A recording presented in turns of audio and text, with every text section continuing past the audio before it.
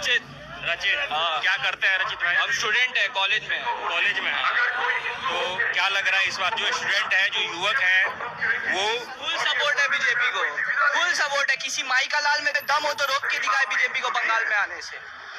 जो इतना गलत हो रहा है ना बंगाल में, इतना करप्शन के नाम पे बोलता सब बीजेपी करता बीजेपी अगर आ गया ना, ये सब लोग जेल में जाएगा। जितना भी लोग यहाँ पे घूम रहा है ना खुला आम नेता बन के, सब गुंडागर्दी करता, सब जेल में जाएगा, सबका सब। সুপ্রিয় দর্শক বন্ধুরা, জনতা বলছে নিউজ চ্যানেলের আজকের পর্বে আরো একটি নতুন প্রতিবেদন নিয়ে আপনাদের সামনে উপস্থিত হলাম। প্রতিবেদনের শুরুতে আপনারা যে ভিডিওটি দেখলেন, সেই ভিডিওটি দেখে বুঝতে পারলেন এবারের ভোটে ইয়াং জেনারেশনের ক্ষোভের আগুন কোন জায়গায় গিয়ে পৌঁছেছে। পশ্চিমবঙ্গের এবারের বিধানসভা নির্বাচনে রেকর্ড সংখ্যক ভোট পড়েছে। স্বাধীনতার পরে এই প্রথম এত বেশি পরিমাণ ভোট পড়েছে পশ্চিমবঙ্গের বিধানসভা নির্বাচনে। শতকরা 92%-এরও বেশি ভোট পড়েছে এবারের বিধানসভা নির্বাচনে। আর বেশি ভোট পড়া মানেই ধরে নেওয়া হয় প্রতিষ্ঠান বিরোধী হাওয়া কাজ করছে। কিন্তু এবারের ভোটে বেশি ভোট পড়ার পেছনে বেশ কিছু গুরুত্বপূর্ণ কারণ রয়েছে বলে আমরা জনতা বলছে নিউজ চ্যানেলের পক্ষ থেকে মনে করছি। নমস্কার, আমি শিবনাথ। আজকের আলোচনায় রয়েছি আপনাদের সঙ্গে, আর আপনারা চোখ রেখেছেন জনতা বলছে নিউজ চ্যানেলের পর্দায়। সুপ্রিয় দর্শক বন্ধুরা, আজকের এই গুরুত্বপূর্ণ প্রতিবেদনে আপনাদের সামনে আমরা গুরুত্বপূর্ণ দুটি দিক তুলে ধরব। প্রথমত, এই প্রতিবেদনে আমরা বিশ্লেষণ করব কেন এবারের ভোটে পশ্চিমবঙ্গের সবচেয়ে বেশি সংখ্যক ভোট পড়েছে, আর দ্বিতীয়ত, এই বেশি সংখ্যক ভোট পড়ার ফলেই কোন দল লাভবান হচ্ছে। অত্যন্ত গুরুত্বপূর্ণ এই প্রতিবেদনটির সঙ্গে শেষ পর্যন্ত থাকার জন্য জনতা বলছে নিউজ চ্যানেলের পক্ষ থেকে সবাইকে অনুরোধ করছি। আমাদের এই ছোট্ট চ্যানেলটি জনতা বলছে, চ্যানেলটিকে সাবস্ক্রাইব করে এই প্রতিবেদনটির সঙ্গে শেষ পর্যন্ত থাকুন। চলুন দেখে নেওয়া যাক আজকের এই বিস্তারিত রিপোর্টটি।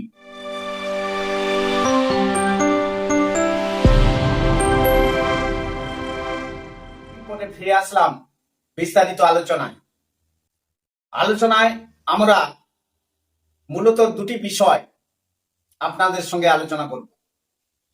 প্রথমত, এবারের বিধানসভা নির্বাচনে এই যে রেকর্ড সংখ্যক ভোট পড়েছে, প্রায় 93%-92%-এর উপরে, এর কারণ কি?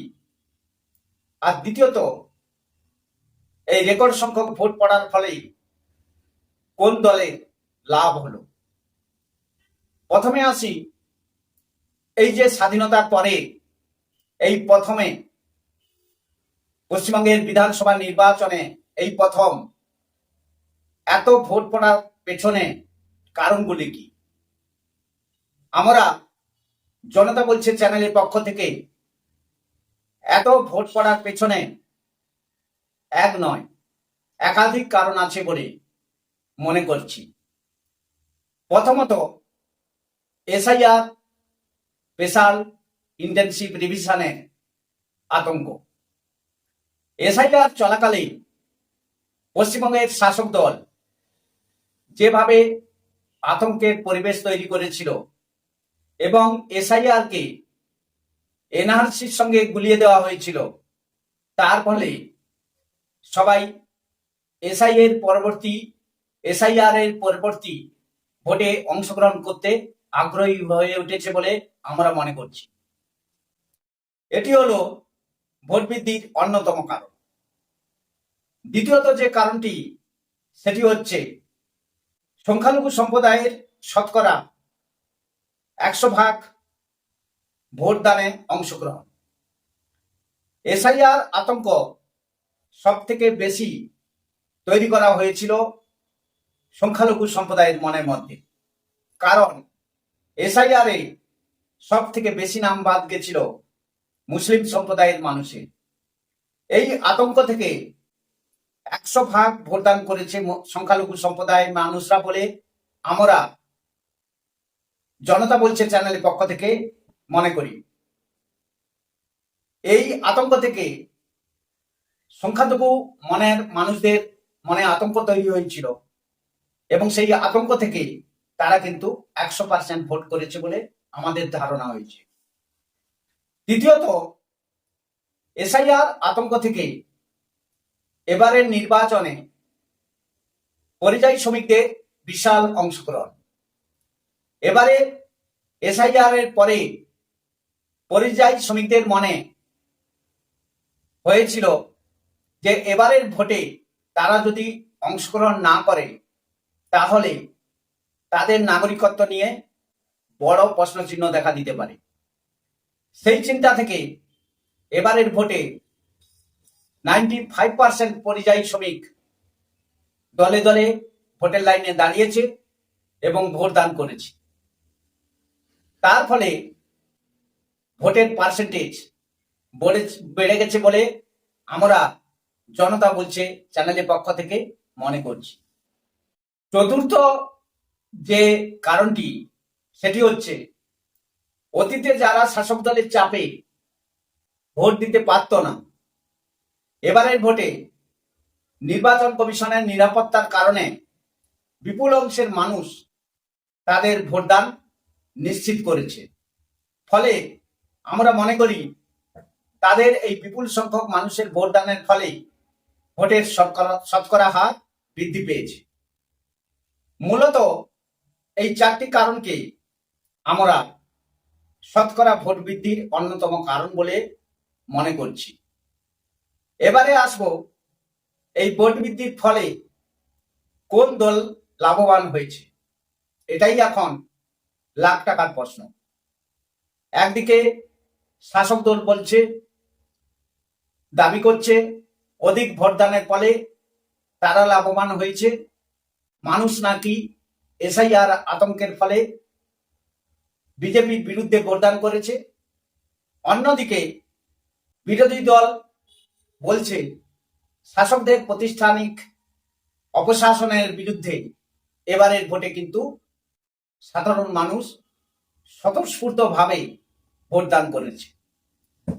আমরা জনতা বলছি এই নিউজ চ্যানেলের পক্ষ থেকে বোঝার চেষ্টা করব যে এবারের ভোটে যে বিশাল সংখ্যক মানুষ ভোটদান করেছেন তার পিছনে অন্যতম কারণ কি এবং সেই ভোটদানের ফলে কোন দল লাভবান হয়েছে।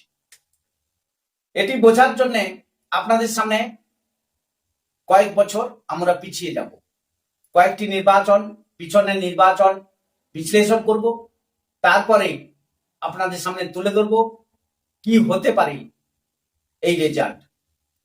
2006 সাল, সেখানে শেষবারের মতো সরকারে সিপিআইএম ভোট পড়েছিল 82%। সেই সময় সিপিআইএম শাসক দল হিসেবে ছিল, আসন পেয়েছিল সর্বাধিক 235টি। এবারে আসুন 2011 সালের ভোট। তখন তৃণমূল ক্ষমতায় আসলো, সিপিএম কে হারিয়ে ভোট পড়েছিল 85%, অর্থাৎ ভোট বৃদ্ধির হার 3 থেকে 4%।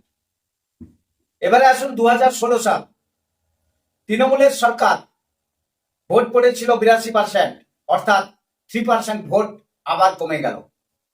এবারে আসুন 2021 সাল, যা অত্যন্ত গুরুত্বপূর্ণ, বিপুলভাবে ফিরে আসে তৃণমূল সরকার এবং আসন সংখ্যা পায় 215। ভোটের হার বেড়ে হয় 85%, অর্থাৎ 2021 থেকে 3 থেকে 4%, 2016 থেকে 3 থেকে 4% ভোট বেড়েছে, কিন্তু তৃণমূলের আসনও এই ভোট বাড়ার ফলে বেড়েছে, সর্বাধিক 215টি আসন পেয়েছে। এই স্ট্যাটিস্টিক্স থেকে অনেকে কিন্তু প্রশ্ন তুলতে শুরু করেছে যে ভোট বৃদ্ধির ফলে তৃণমূল সরকারের নাকি আসন সংখ্যা বাড়ে, কিন্তু এর পেছনে একাধিক কিন্তু রয়েছে। এবারে সেই বিষয়গুলি এখন আমরা আপনাদের সামনে তুলে ধরব। এবারের ভোটে মোট 48টি এমন আসন আছে যেগুলি বিজেপি ছাড়া যে কোনো দল কিন্তু জিততে পারে, বিজেপি কিন্তু জিতবে না। আর যে কোনো দল সেই 48টি আসন জিততে পারে। সেই 48টি আসনকে বাদ দিয়ে আমরা কিন্তু বিশ্লেষণ করব। 48টি আসনকে বাদ দিলে আর আসন সংখ্যা থাকে 104টি। এই 104টি সিটে দেখা যাচ্ছে হিন্দু ভোটের শতকরা হার সংখ্যালঘুদের তুলনায় বেশি পড়েছে। এর সঙ্গে যুক্ত হয়েছে পরিযায়ী শ্রমিকদের বিপুল ভোটদান। আর একটি বিষয় লক্ষ্য করা গেছে, 2021 সালে বা তার আগের বিধানসভাগুলিতে নিরাপত্তার অভাবে যে সমস্ত বহু মানুষ কিন্তু ভোট দিতে পারেনি সেই সময়, তারা কিন্তু এবারে সকাল সকাল কিন্তু বিশাল ভোটের লাইনে দাঁড়িয়েছে। উদাহরণ হিসাবে আপনাদের সামনে তুলে ধরব শামশেরগঞ্জ আসনটি। সেখানে হিন্দু ভোটাররা যারা দীর্ঘদিন ধরে ভোট দিতে পারেনি শাসক দলের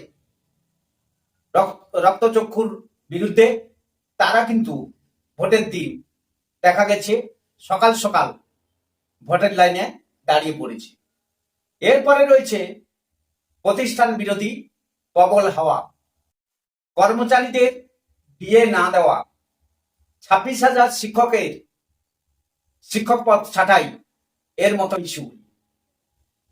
এই সব দিয়ে বিচার করলে, এই সব দিক দিয়ে যদি আমরা বিচার করি, তাহলে বোঝা যায় মানুষ শাসক দলের উপরে অত্যন্ত বীতশ্রদ্ধ হয়ে এবারে শাসক দলের বিপক্ষে ভোটদান করেছে। তাই আমরা মনে করি এবারের যে বিপুল সংখ্যক ভোটদান হয়েছে স্বাধীনতার পরে, সেই বিপুল সংখ্যক ভোটদানের ফায়দা কিন্তু নিতে যাচ্ছে বিরোধী দল। আরো একটি বিষয় আমাদের মাথায় রাখতে হবে, উত্তরবঙ্গ থেকে দক্ষিণবঙ্গ পর্যন্ত যে 16টি জেলাতে 23 তারিখে ভোটদান হয়েছে, সেই জেলাগুলিতে বিজেপির কিন্তু অত্যন্ত শক্তিশালী সংগঠন রয়েছে। সেটা আমরা গত বিধানসভা লোকসভার ক্ষেত্রেও দেখতে পেয়েছি। তাই আমরা একথা বলতে পারি, 23 তারিখের নির্বাচনে বিরোধী দল কিন্তু ফায়দা নেবে। তবে আমাদের কিন্তু লক্ষ্য রাখতে হবে আগামী 29 তারিখের যে ভোটদান হচ্ছে সেদিকে আমাদের দেখতে হবে 29 তারিখের ভোটদানে পার্সেন্টেজ বাড়ে না কমে, তার উপরে নির্ভর করে অনেক কিছুই সিদ্ধান্ত গ্রহণ করা যেতে পারে। আজকের পর্বটি এই পর্যন্ত। এই পর্বটি আপনাদের কেমন লাগলো আপনারা নিশ্চয়ই কমেন্টস করে আমাদের কমেন্টস বক্সে জানাবেন। আবার দেখা হবে আপনাদের সঙ্গে নতুন পর্বে, নতুন প্রতিবেদনে। আপনারা সবাই ভালো থাকবেন, সুস্থ থাকবেন। জনতা বলছে চ্যানেলটিকে সাবস্ক্রাইব করে জনতা বলছে চ্যানেলটির সঙ্গে থাকবেন। নমস্কার।